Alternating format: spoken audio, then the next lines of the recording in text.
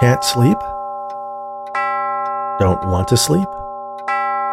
Afraid to sleep? Are the windows closed? Are your doors locked? Did you check your closet? And under your bed? Maybe you should keep a light on in the hallway, just in case. Now settle in. Make yourself comfortable. Lay back. Close your eyes. And let me tell you a story. We all know the story of Little Red Riding Hood. A young girl recklessly traverses the dangerous woods, enticing a wolf by telling him there's a tasty old lady living alone, ripe for the picking. And when he does what wolves do, she teams up with a huntsman to not just rescue Grandma, but fill him with rocks and toss him into a well. Honestly, who's the animal in the story? And more to the point, how would that story be told today? Ruby. Ruby loved her grandmother, but sometimes the old lady could be a royal pain. In retrospect, it was a mistake to give Grandma her cell phone number. She had a knack for calling at the most inopportune moments, like while Ruby was juggling bags of groceries and trying to unlock her apartment door, or in the middle of a staff meeting at work, or her personal favorite, when she was indulging in a well-deserved bubble bath at the end of a long day. She knew Grandma wasn't doing it on purpose. Old ladies lived in their own time zone, seemingly unaware of the world around them. Sometimes Ruby was tempted to let the call go to voicemail, but Grandma hadn't quite mastered the concept that she wasn't actually talking to her granddaughter. The messages were often long, rambling, sometimes incoherent stories about one friend or another. And when Ruby didn't answer her, she'd call back and repeat the whole thing. At first, Ruby thought introducing Grandma to technology would remedy the situation. If she could send text messages or emails, perhaps Ruby could more easily manage her grandmother's many demands. But doing so only unleashed a digital monster. Ruby would pick up her phone to discover that Grandma had left her 20 text messages, and the 21st would say, "Never mind." Ever since Ruby's mother had passed away, she felt responsible for her grandmother. She was an only child, as had been her mother, so it was just her and Grandma now. Ruby didn't really mind catering to the polite yet constant requests, but she drew the line at running out to the store each and every time her grandmother needed half a dozen eggs, a single can of soup, or an onion. Instead, she told Grandma that she would make a list and make a single shopping trip at the end of the week. That way, Ruby would bring everything all at once, and the two of them would have dinner together. On one of those Friday nights, Grandma mentioned that her friend, Sadie, told her she should get the Facebook. Grandma had a tendency to add the word "the" to the beginning of anything she didn't understand. "It's just Facebook, Grandma, and you don't have a computer." "I don't?" "No. Remember I offered to give you my old laptop, but you said you'd never figure it out." "Did I? Well, that doesn't sound right. If Sadie can figure it out, I certainly can. Sadie's as dim as a new moon." "Do you want me to bring my old laptop over?" "Is that a computer?" "Yes." "Then yes, that would be nice, dear. Please add it to my list." Grandma took to Facebook like a seagull to French fries. Ruby had to install ad blocking software because she had a tendency to add every little gadget she saw on her feed to her ongoing list of things for Ruby to bring her. Grandma's favorite part was the videos, which she called the funny little TV shows. Ruby made a mental note to not tell Grandma about YouTube. One day, Grandma accidentally went viral. Sadie posted something she disagreed with, and Grandma replied with an equally opinionated tirade. She was shocked to learn that everyone on the Facebook could see her message to Sadie. She thought it was like the texting messages she sent to Ruby. Hundreds of people wanted to be her friend, and she said yes to every one of them, which then flooded her timeline with all sorts of what Grandma described as hippies. Ruby showed her how she could unfriend the random people she had accepted invitations from, but Grandma thought that unfriending sounded mean, and she couldn't bring herself to do that to those people, even the hippies. As it turned out, however, the more time Grandma spent on the Facebook, the less frequent were the texting messages. Ruby finally had achieved a sort of balance between wanting to make sure Grandma was taken care of and having her own life.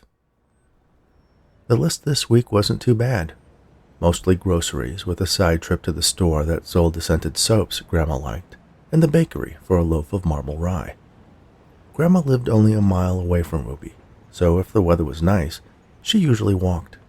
It was a bit chilly, so she wore her red hoodie as she carried a large wicker bag to hold all of Grandma's goodies. She was approaching the Chinese restaurant to pick up dinner when a vaguely familiar voice called out to her. "Ruby?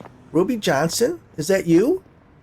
She turned around, and running to catch up to her was a chubby, prematurely balding man with an unkempt beard wearing thick lensed glasses.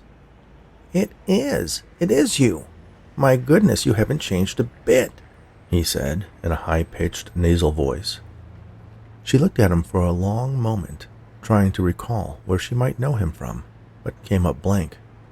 "It's me, Danny Wolfenstein, from high school."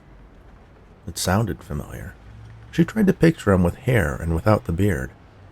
"I sat behind you in homeroom for 4 years. We were in the computer club together. I asked you to the prom, remember? You pretended you would go with me, then stood me up. I pretty much haven't talked to a girl since. But here you are. I get a second chance." Ruby vaguely remembered the teenage Danny Wolfenstein, but didn't recall him asking her out. "I'm too old to go to a prom." Danny laughed. "No, I don't mean a second chance to go to the prom. Let me buy you dinner. We can catch up. I think you owe me," he added ominously. Ruby caught a sinister glint in his eyes. "Owe you?" she asked. "Well, you were rather mean to me. Not necessarily so. I mean brutally cruel. The queen of mean." "We were kids," she replied dismissively. "Yeah, I get it. But now we're adults. You have a chance to get to know me as a person instead of just the butt of your jokes. Let me take you out." "I'm just on my way to pick up Chinese. I'm having dinner with my grandmother." "Oh, where does she live?" "Just across the street," Ruby replied, before realizing she just told the trollish little man, who confessed to having a crush on her in high school, where her grandmother resided. "Well, maybe another time." "Maybe," Ruby said, again without thinking. Her response caused Danny to light up with hope. "I look forward to it, m'lady." He bowed to her with an awkward flourish and nearly fell over. Ruby decided wisely not to say anything else and proceeded to pick up her takeout order. The following week, Ruby filled up her bag with the goodies from her list, stopping at the deli on the corner near Grandma's apartment for their dinner. She kept an eye out for Danny, hoping to avoid running into him again. Fortunately, the poorly groomed nerd was nowhere to be seen. She took the elevator up to Grandma's floor. Her apartment was at the end of the hall, which was nice since she only had a neighbor on one side, and that residence had been vacant for months.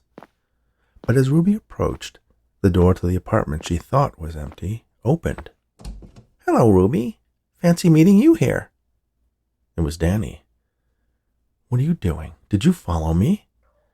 "No, I live here." "Since when?" "Almost a week now." "Why would you move in next door to my grandmother?" Danny acted surprised, poking his head out and looking toward the end of the hallway. "Beatrice is your grandmother? What a coincidence." "Yeah, right. We should all get together sometime." "You stay away from Grandma, Wolfenstein." "Why the hostility, Ruby?" "I'm not going out with you." "Oh, well, okay. Have a pleasant visit with Grandma," he said, then retreated into his apartment. Ruby composed herself, then walked down to Grandma's door and knocked. "Coming," Grandma shouted from inside. A moment later, she unlocked and opened the door. "Ruby, come in, dear. Is that chicken noodle soup I smell?" Ruby entered, making sure to close and lock the door behind her. Is something wrong, dear? You look distressed. I just ran into someone I used to know. Have you met your new neighbor? She asked. Oh, yes, Daniel. Such a nice boy. Ruby couldn't help thinking that was exactly how people described the serial killer they lived next door to for years upon finding out he had a habit of killing young girls and burying them in his basement. Stay away from him. Why? I don't trust him. Just promise me. He's not as nice as you think he is. Well, okay, but I really don't understand. Do it for me, Grandma. Grandma looked at Ruby. She seemed genuinely distraught, frightened even. Okay, dear. Good, Ruby said, relieved. Now let's eat. I'm starving. It was Wednesday before Ruby realized why she was having such a pleasant week. Her almost hourly missives from Grandma had diminished to just a few a day, and she hadn't heard from her at all since the previous afternoon. Perhaps she was finally grasping that she didn't need to send a continuous stream of texts at all hours, or maybe she had fallen down an online rabbit hole via some post by one of her hippie friends on the Facebook. Regardless, it was a welcome change. On Friday, there were only a few items Grandma had requested, some personal things from the drugstore. Ruby picked up some Italian food from a nearby bistro and made her way to Grandma's apartment. Ruby walked cautiously and quietly past Danny's door, ducking down as she passed the peephole in case he was keeping an eye out for her. But either he didn't see her or had given up on trying to insert himself into her life. She knocked on Grandma's door. Coming, Grandma said in an unusually cheery tone as she unlocked and opened the door. Right on time as always. Of course, Grandma. Why are you acting so strange? Ruby asked. Am I? You're practically giddy, Ruby replied. Can I tell you a secret? Grandma asked in a whisper. Of course. What is it? I'm in love, she said, enormously pleased with herself. In love? Ruby asked. With whom? Grandma took one of Ruby's hands into her own and started leading her into the kitchen. He's here right now. Let me introduce you. They walked through the narrow door separating the kitchen and dining area from the rest of the apartment, and there, sitting at Grandma's table, was Danny Wolfenstein. You, Ruby said accusingly. Beatrice, you didn't tell me you had a sister. Grandma giggled. Oh, you're terrible, Daniel. This is a joke, right? You two are playing a joke on me. What do you mean, dear? Grandma asked. It was kismet, Danny said, smiling. How? Well, Grandma began as she sat down next to Danny. I was having such a time with the laundry machines downstairs. When was that, Sugar Plum? Saturday, Danny answered. That's right. Well, Daniel was kind enough to help me out. I'm good with machines, he explained. So I invited him in for tea. We talked for hours, Danny continued. And then I ran out of milk, and I was going to send you the texting message to ask you to add it to my list when Daniel offered to fetch me some. It's the least I could do after enjoying the company of such an enchanting woman. Grandma, can I have a word with you in the living room? Ruby, if you have something to say, you can say it in front of Daniel. It's okay, Beatrice. I'll be right here. I'm sure this is all quite a lot for Ruby to take in. You two go talk. All right, Grandma said reluctantly, shooting Ruby a disapproving look. She got up from the table and followed her granddaughter into the living room. Ruby stood as far away from the kitchen as she possibly could and spoke in a low voice. Grandma, don't you remember last week when you promised me you would stay away from your neighbor? I did? Well, you couldn't possibly have been talking about Daniel. He's 50 years younger than you. Well, yes, but as he keeps reminding me, age is just a number. He's up to something. Don't be silly, Ruby. He's a very nice man, and he's been very good to me. He makes me feel so Ruby screwed up her face in disgust. Grandma, don't tell me you two have been... Been what, dear? She searched her memory for a euphemism her grandmother would understand. Making whoopee. Oh, goodness, no! You young people today think everything is about sex. Well, he is a young person. But an old soul, Grandma said wistfully. I don't trust him. Then it's a good thing he's not your boyfriend. Now come, let's eat dinner before it gets cold. Ruby hardly touched her cheese ravioli. The sight of Grandma and Danny cooing over each other spoiled her appetite. When they were done eating, Ruby stuck around, not wanting to leave the two of them alone. Finally, Grandma announced it was past her bedtime, and she bid good night to her guests. Once they were in the hallway, Ruby grabbed Danny by the collar and threw him up against the wall, twisting the fabric of his shirt until it choked his fat neck. What are you up to, Wolfenstein? She doesn't have any money. What are you talking about, Ruby? Danny gasped. We like each other, and it's not like I have any other prospects, he added with an uncomfortable grin. Ruby let him go. What's it going to take for you to leave her alone? Danny smiled. This was obviously his plan all along, to put Ruby into a position where she would have to accede to his sick, twisted wishes. He shrugged casually. A date, you and me. All I ask is that you keep an open mind. I mean, if your grandmother likes me, I can't be all bad, can I? Ruby firmly believed that yes, he could be all bad, but considered her options. One date? Yes, one date. And you'll break up with Grandma? I'll let her down gently. An old flame has come back into my life. Nothing too far from the truth. And that's it. I go out with you, you break up with Grandma, and this is all over. That's all I ever wanted. Ruby let out a long, regretful sigh. All right. Tomorrow night. Shall I pick you up? No, I'll meet you here. It was bad enough he lived next door to Grandma. She didn't want him knowing where she lived as well. Oh, and you move out, too, or no deal. I took a month-to-month lease. I won't renew it. Ruby shook her head, knowing in her gut that she was going to regret this, but saw no other way out. Danny actually took her to a fairly nice place. The cheapest menu item was $40, but Ruby selected a surf and turf combo that topped $200, plus a caviar appetizer and a $100 bottle of wine. Danny didn't bat an eye. He ordered a calamari pasta dish for himself and added the truffle bruschetta to their selection of appetizers. Truth be told, he cleaned up better than she expected. He had gotten a haircut and trimmed his beard down to a manageable length, and instead of a baggy sweater, he wore a silk shirt and tie with respectable slacks and a blazer.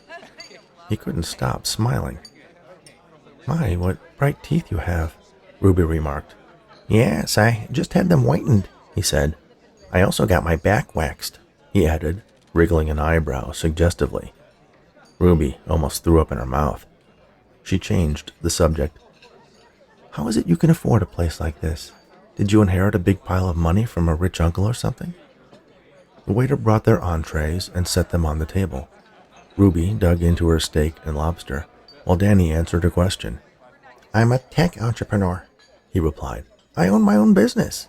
It's doing quite well. Really? What is it? I manufacture custom artificial affection surrogates. You make what? Ruby asked. Legally, it's a medical device. Don't ask me why. I pay a lot of lawyers a lot of money to figure all that stuff out. A medical device? What does it treat? Depression, usually brought on by loneliness. Ruby was no closer to understanding what Danny was talking about. What kind of medical device can relieve depression? Don't you need drugs for that? It's always better to treat the underlying cause.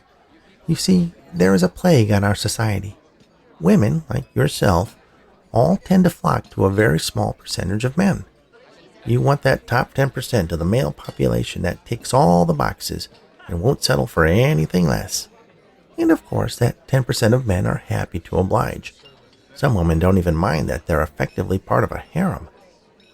Ruby had to concede Danny's analysis was on the mark. All the guys she'd dated turned out to be philandering pigs, though rich, good-looking philandering pigs. This has created a class of men with the unfortunate label of involuntarily celibate, or incel. Ruby had heard the term, mostly in the context of angry loners who shot up schools and shopping malls. All they need is someone to acknowledge they exist, someone they can turn to when they've had a rough day, someone who can give them pleasure if they so desire. Someone? I thought you were talking about a medical device, Ruby interjected. Can't they be one and the same? Danny asked. Then she put it all together. You make sex dolls. Oh, goodness, no, Danny protested. There's so much more than that. My surrogates are not just passive receptacles. I use the latest in robotics to make them fully autonomous, and artificial intelligence to imbue them with personalities. They listen to their owner's problems and offer constructive advice. Yeah, I'm sure that's the biggest selling point. True, the physical aspect is important as well, but my surrogates can offer true companionship. Some even consider it a relationship. That sounds really twisted, Ruby said. I think you'd change your mind if you saw one. I have my latest model back at my apartment, if you're curious. Ruby sensed this was a ploy to get her alone with Danny, but she was also indeed curious. When they returned to Danny's place, he opened the door and turned on the lights, revealing what appeared to be a fully equipped robotics lab. Danny closed the door behind them. Ruby was relieved that he didn't lock it. A woman, Ruby's twin, entered from the bedroom. She was dressed in a flimsy negligee. Hello, Danny. Did you have a nice time with your friend? She asked in Ruby's voice. It looks like me, Ruby said, stunned. Yes, of course. This is my personal surrogate. You see, I'm not only the CEO and president, I'm also a client. The resemblance between Ruby and Danny's surrogate was unmistakable, though there were a few key differences. My, what big eyes she has. Yes, it gives her sort of an anime feel. A lot of men find that very attractive. Ruby's gaze fell onto the surrogate's chest. My, what big... Yes, well, as you mentioned before, there is a certain physical aspect that enhances the experience. It even has your personality. You see, I was able to scrape all of your social media with a machine learning algorithm. And thanks to the old laptop you gave to Grandma, you really should have wiped your hard drive. I had access to all your emails and text messages. That's all I needed to build a rather convincing AI model of you. Minus your irrational dislike for me, of course. Ruby was more than a little creeped out by Danny's idealized version of her. She felt violated. I think she's going to be our most popular model. You can't do that. I'll sue, Ruby threatened. No, you won't. I own the copyright and trademark on Ruby, too. My lawyers assure me it's all quite legal. But it's me. With a few minor changes, as you pointed out. Not the least of which is she doesn't call me demeaning and hurtful names, or get her jock friends to stuff me in a locker. That was in high school, Ruby protested. You can't still be mad about a few pranks. No, of course not. I wouldn't have modeled her after you if I held a grudge. Unless I got some joy out of hearing your voice telling me how wonderful you think I am. There's no one better than you, Danny, the surrogate said, as if on cue. You're sick, Ruby said. Yes, well, I could be persuaded to shelve this particular surrogate model if I had the real thing at home. Dream on, Wolfenstein. You'll never have me. Ruby opened her purse and reached into the very bottom, where her hand grasped the grip of a pistol. She pulled it out and pointed the gun at Danny. Oh, come now, Ruby. There's no need to resort to violence. Killing me isn't going to solve anything. It's not for you, Ruby said. She swung the barrel of the pistol in the direction of the surrogate. No! Danny shouted as he charged her. They crashed to the ground and struggled over the gun. The shot was deafening. It was Friday. Ruby had bags laden with groceries and a large, square, flat box containing a pizza. She knocked on Grandma's door. Coming, Grandma answered from inside. After a moment, the door opened. "Right on time," she said, pleased, standing back to take a good look at her granddaughter. "Have you done something different with your hair?" she asked. "Your face looks different." "I changed up my makeup. Do you like it?" "All that's important is that you do, dear," Grandma said, smiling politely. She gave Ruby a hug, then pulled away and eyed her granddaughter's breasts. "Oh my, that dress is certainly interesting." "New Wonder Bra," Ruby explained. Well, that is certainly a wonder." "Did you bring my pizza?" Danny asked as he waddled out of the kitchen. "Of course," Ruby answered, handing him the box. Danny opened it to take in the smell, then scurried back into the kitchen to eat it. Grandma pulled Ruby aside. "I know why you look so different," she said, grinning. "You do?" Ruby asked. "You have a boyfriend, don't you?" "I can't hide anything from you, Grandma." "Tell me, is he as wonderful as my Daniel?" The surrogate smiled. "Oh, yes, he definitely is."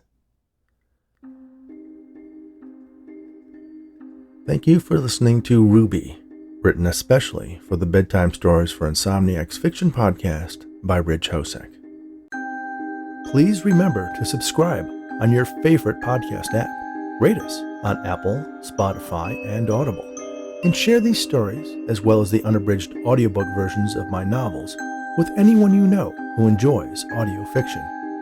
Be sure to visit bedtimestories.studio, where you can sign up for our Insomniacs Snoozeletter to be notified of new episodes and exclusive offers, and get a free bookmark. You can visit richhosick.com to learn more about the host of Bedtime Stories for Insomniacs.